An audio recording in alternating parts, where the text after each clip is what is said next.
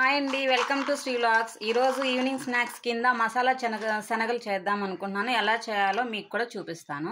శనగలు తీసుకుని ముందుగా నైటే మొత్తం కడుపు వేసుకోవాలి. నాని శనగలని కుక్కర్లో వేసుకుని 2-3 విజిల్స్ రానివ్వాలి. కొద్దిగా ఉప్పు వేసుకుని ఉడకబెట్టుకుంటే కొంచెం టేస్టీగా ఉంటాయి. ఉప్పు శనగలకు పడుతుంది.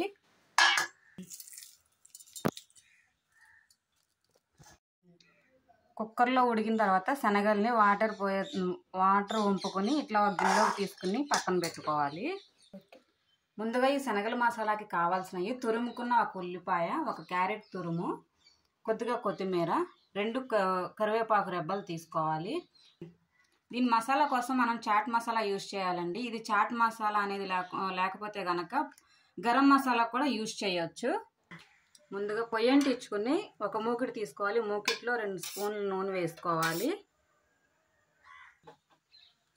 ఇది ఫ్రై చేయడానికి దీనికోసం పోపు దినుసులండి. శనగపప్పు కొంచెం, కొద్దిగా ఆవాలు, కొద్దిగా కర్ర,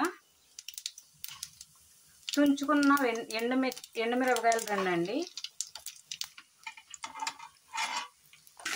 వేగిన తర్వాత బాగా వేయించుకోవాలి. వేగిన తర్వాత మనం ముందుగా ఉడకపెట్టుకుని పక్కన పెట్టుకున్నాం కదండి శనగల్ని, ఆ శనగల్ని దీంట్లో వేసేసేయాలి. ఒక 5 నిమిషాలు ఇట్లా ఆయిల్లో మగ్గిపోయిన తర్వాత ఒక 1/2 టీ స్పూన్ కారం వేసుకోవాలండి. ఇట్లా వేయించేసుకోవాలండి. వేయించుకున్న శనగల్ని ఒక బౌల్లో తీసేసుకోవాలి.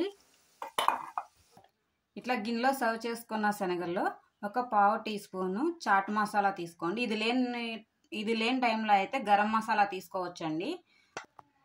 ఇంతకుముందు తురుము పెట్టుకున్న ఉల్లిపాయ, క్యారెట్, కొద్దిగా కొత్తిమీర వేసుకుని గార్నిష్ చేసుకోవాలండి.